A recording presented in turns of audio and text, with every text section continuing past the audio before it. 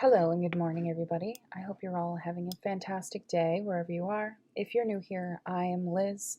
I am your host here on Creating Crime Time, where I talk about some true crime. If that piqued your interest, I highly suggest you hit that subscribe button and turn your bell notification on to all. That way you know whenever I upload. I upload Monday through Friday. I take Saturday and Sunday off because this is not my only job. I am also a mother and a wife. Anywho, so today we're going to be talking about the Dardeen family homicides. This is another case of murder that involves the Satanic Panic era.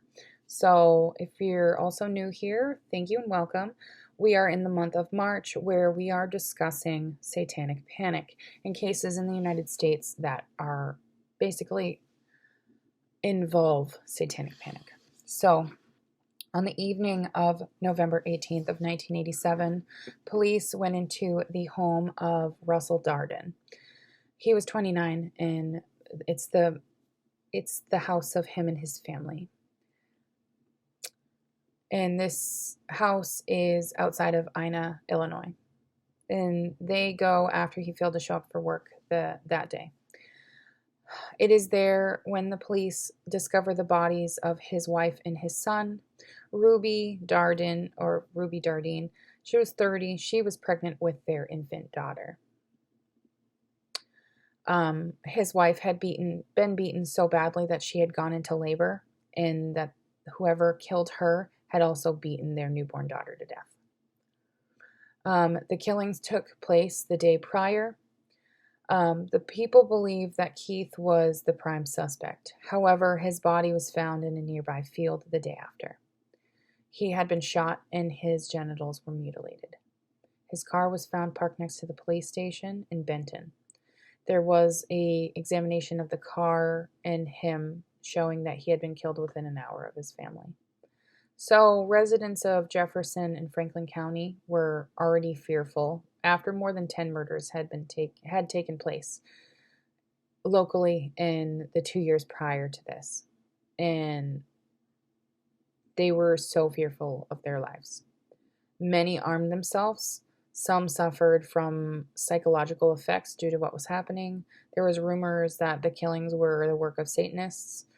Police soon ruled out other motives as well, most from illicit behavior that dealt with drug dealing, marital infidelity, and gambling. But the crime scene also ruled out rape and robbery that were associated with the incident crimes. And in the absence of any clear cause, and any leads to this crime remains unsolved. There is no suspects that were identified in the quadruple homicide until the 2000s. Now, this is after serial killer Tommy Lynn Sells. This is after his conviction and death sentence of murdering a teenage girl in Texas.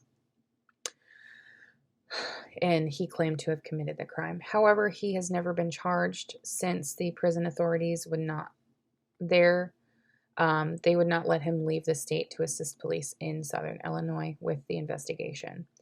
And they, as well as the Dardine family, have doubts about his account of the killing. And otherwise, this case is a cold case. So, Russell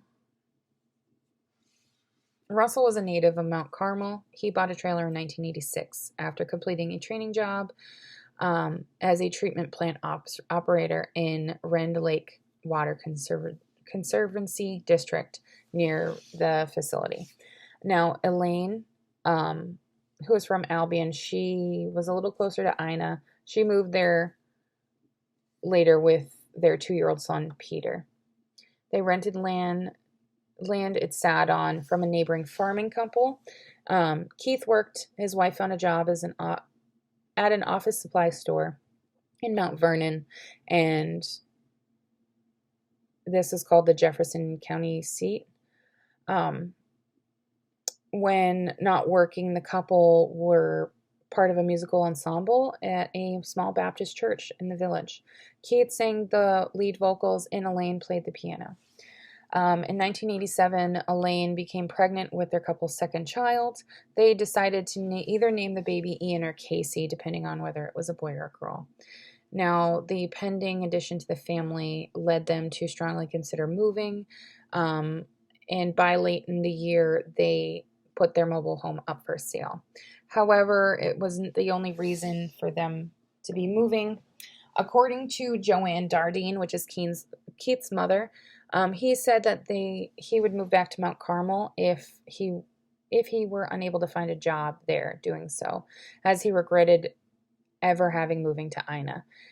He told her that the area was too violent, and there was 15 homicides in Jefferson County in the previous 2 years, starting with those committed by Thomas Udall, which is a Mount Vernon teenager who then killed his parents and his 3 siblings as they returned home one night in 1985. Keith was terrified for his family, and he wanted to make sure that they lived in a safe area. So, though Thomas, as well as others charged with murder in other cases, had been convicted, the residents of the area had become very fearful and stressed. So a friend of Keith said that there was a 10-year-old girl that had been raped and murdered in the area of May of 1987. Keith became so protective of his family, and when a young woman came by the mobile home asking to make a phone call, and he refused to let her in. He was terrified. So obviously November 18th comes, and this is when they find them. So Don Dardine, which is Keith's father, called the Jefferson County Sheriff's Office and agreed to drive to Ina with the house key to meet the deputies there. So inside, this is when they find the bodies of Elaine, Peter, and their newborn daughter. They're all tucked into the same bed. Elaine had been bound and gagged with duct tape. Her and Peter had both been beaten to death, apparently by a baseball bat, which was a gift given to Peter by Keith earlier that year. Elaine had been beaten so badly that she had gone into labor and delivered their daughter, who then met the same fate as her mother and father. Keith was not present. Neither was his car, which was a red 1981 Plymouth. They found him the next day. He had been shot 3 times, and his penis was severed. He was found by a group of hunters, and his body was in a wheat field not far from the trailer. So his Plymouth was found parked outside the police station in Benton, which is 11 miles south of the Dardine home, and inside it was spattered with blood. So the news of the killing made the residents of Ina they were very troubled by this. Many residents began going about their daily businesses, holding shotguns, holding guns, and having them visible inside of their car in gun racks. After some high school basketball games, students would wait inside of their buildings, inside of the school buildings, until their parents came to accompany them to the parking lot for a ride home. That's how terrified this town was. Kind of like, what is it? There's 2 other cases I've talked about this. Yeah, the Texarkana Moonlight murders, where everybody was terrified to go out. And, yeah, there's a lot of towns that when they are around stuff like this, it becomes very troubling. And then you want to do what's best for your family. You want to do what's best for your community. And this is what they thought was best. So early reports from the police about the crime were very limited. Some of them were contradictory, and this is what allowed rumors to be spread. The two county coroners differed on whether Keith had died from a head injury or being shot. And it was said that it was inflicted when he was dragged to the car. The circumstances under which Elaine gave birth perhaps posthumously, which she may have died before she gave birth, and to her daughter Casey, as what the family called her, is that she had been ripped from her mother's womb.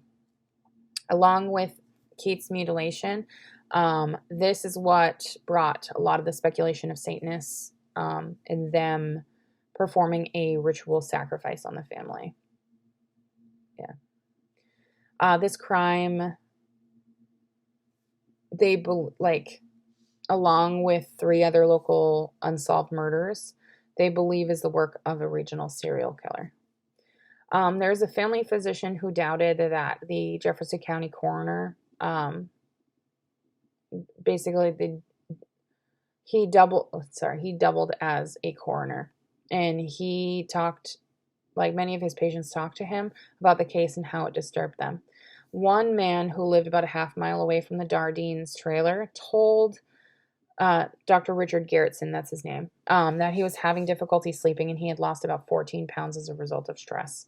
He was unable to sleep because Dardine's landlord's daughter, who told her parents years later that, basically she kept her bedroom light on as a result of the fear. And she read all night out of fear. She didn't want to go to sleep because she was afraid she was going to be killed. The Franklin coroner, his name is Robert Lewis, he felt that much of the fear was unjustified. He said that he doesn't think there's a rational basis for near hysteria, and that people are frightening each other. People were so afraid that if someone ran out of gas in the country, he would not seek assistance in nearby homes, but would instead walk to the nearest highway and he would hitch a ride. He's a dick. If you do not have children, you don't understand. Or even if you don't have children, some might understand. If there is something as messed up happening as what was happening in this time era, currently happening now in this time in the world, you would also be terrified. I remember the beginning of the pandemic. I didn't know what was going to happen. I didn't know I was going to lose my job twice. I didn't know I was going to be laid off from 2 great jobs and then have to find something different. I didn't know what the world was going to look like. Me and my husband, we had no idea. Nobody had no idea. And that instilled a hysteria. What if the world never goes back to what it is? We're now 2 years past the beginning of the pandemic. And we're somewhat returning to normalcy, but it's still not normal. People are still hysterical in this time, as were people during this era.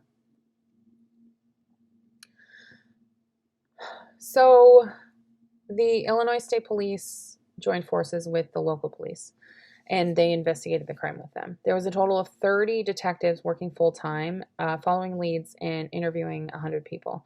None of them showed any promise. There was a man taken into custody, and he was released after being questioned. So it's likewise that a coworker of Keith's with whom he reported having a dispute with, but it was cleared. No one knew that the couple had anything bad said about them. They were a nice couple. There was a small quantity of marijuana found in the trailer, but there's not enough to suggest that there was any dealing happening there. People believe that even the marijuana was left inadvertently by the killers. The autopsies found no drugs or alcohol in any of the victims either. So the coroner put the time of death of the Dardines within an hour of each other. So the bodies in the trailer had been killed 12 hours before they were found. And Keith Dardine had been dead for 24 to 36 hours before he was found. So the question still remained. It made it harder to determine how the crime was committed, since Keith's body was found away from the trailer and he may have been killed at the location rather than with his family. So at the trailer, the killer or killers, however many there were, they apparently took their time to tuck Elaine's body into the bed along with her children, but to also clean up the crime scene, suggesting they did not feel any urgency to leave. So the amount of effort involved in, with the police, they theorized that the crime may have taken place at night. Their trailer was on Route 37, which is a busy state highway, but it could be seen. And it also opened up a question. Was there one killer or was there multiple killers? So it's very hard to determine the motive of an assailant in this case because the back door had been left open. There was no sign of forced entry. There was a VCR and a portable camera in plain sight in the living room. There was accessible cash. There was jewelry. Like, there's no motive for robbery. And Elaine had not been raped or sexually assaulted either. There was no evidence of either having an affair. Neither were motivated by a jealous rage. There was a stack of papers of sports scores found, so they might have wondered if Keith had gambling debts. However, Joanne told them that her son was very frugal and he raised money for his son's college fund by reselling 50-cent cans of soda at his work for a small profit. Like, it's a smart dude. So yeah, there was a lot of, they didn't know. The Franklin County Coroner did not believe that the Dardines were chosen at random. He said he believed it was a very personal thing. But a police expert on cults told the newspaper that the rumor that Satanists were responsible were untrue, since such groups would mutilate bodies more extensively, harvest organs, and leave symbols and lit candles at the scene of their crimes. That's false. None of these indications had been found at the Dardine trailer. So police did allow possibly that the Dardines were chosen purposely, and it may have been a case of mistaken identity by the killer or killers. Or there is a likely possibility that someone liked Elaine and she didn't accept his advances, and then he took his rage out on them. But we don't know. They exhausted all of the leads that they had, and they began to start working on other cases. So 2 FBI profilers came to the area to review the evidence, and they were able to make some suggestions. So Joanne Dardine worked to keep the public from completely losing interest in this case. Throughout the 90s, she regularly called on one detective that was still assigned to the case, offering possible leads. She then also gathered 3,000 signatures from area residents on a petition to the Oprah Winfrey Show, asking producers to do a segment on the killing of her son and his family. They turned her down, saying that the crime was too brutal for daytime TV. America's Most Wanted had a similar reaction at first, but then they changed its mind, and then they ran the segment in 1998. But this didn't generate any new leads. So there briefly was a possibility that a serial killer named Angel Maturino Resendez, he was known by his alias as Rafael Resendez Ramirez, after he surrendered to authorities in Texas in 1999. They believed that he could have been involved. He often traveled around the country by hopping freight trains. This man is fucked up. I don't know if I'm going to cover him or not, but man, that case is wild too. He chose his victims near the tracks as they traveled and often beating them to death. While those evidence suggested were similar to the Dardine killings, they were never able to connect him to the crime. So then we talk about the Tommy Lynn Sells. So Tommy Lynn Sells, he would bring attention of the investigators to Illinois to him. So on the last day of 1999, Tommy Lynn Sells cut the throats of 2 girls near Del Rio, Texas. One of them survived, and then he was eventually convicted and sentenced to death for the murder, and another earlier in 1999, where he killed another girl in San Antonio. So while he was waiting the first murder charge, he began confessing to murders he committed while drifting around the country, one of which was the Dardine family. Tommy said he didn't remember the details of the crime, but he described a coping mechanism or coping strategy from a sexual abuse he endured as a child in Missouri, Missouri Bothell, but he did remember that one. In the mid-1980s, Tommy was living primarily in St. Louis, which is roughly about 90 miles away from Jefferson County, and he was making money traveling working at traveling carnivals and fairs, and he was a day laborer or through theft. That's how he made money. He often hitched rides with truckers in hopped freights without any particular destination, and anywhere a ride was going, he was going. So he said that on one trip through Jefferson County in November of 1987, he claimed to have met Keith at a truck stop near Mount Vernon, or in a different retelling at a local pool hall. In both versions, he said that Keith invited Tommy at his home for dinner, and after the meal, Tommy simply planned to move on, but Keith allegedly triggered him by sexually propositioning him to have a threesome with him and Elaine. He then forced Keith at gunpoint to drive to where his body was found, killed him, and mutilated him. This is when he returned to the trailer and then killed Elaine and Peter, who were witnesses. In a third version, he said that the encounter with Keith was a sexual proposition entirely, and according to the account he got off the freight, he hopped near Ina, and he saw the Dardine trailer with its sign for sale. He saw an opportunity for killing. After drinking beers and waiting for some time, he knocked on the door, told a wary Keith that he was interested in buying the trailer. He then overpowered him, made him bind and gag his wife and son with duct tape, and then forced him into the car and drive him nearby, where he killed him at gunpoint, sliced off his penis, and then told him he was going to take it back to Elaine. He then shot him and left it there. At the trailer, he then raped Elaine and then beat Peter and Elaine and the newborn to death. And after cleaning up, he drove Keith's car to Benton. Elaine was never raped, so that you cannot know.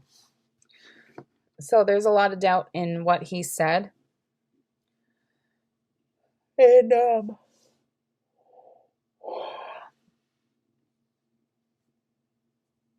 even though Tommy Lynn Sells is confirmed to be responsible for 22 murders, they do not know if he has anything to do with their death. He is their prime suspect.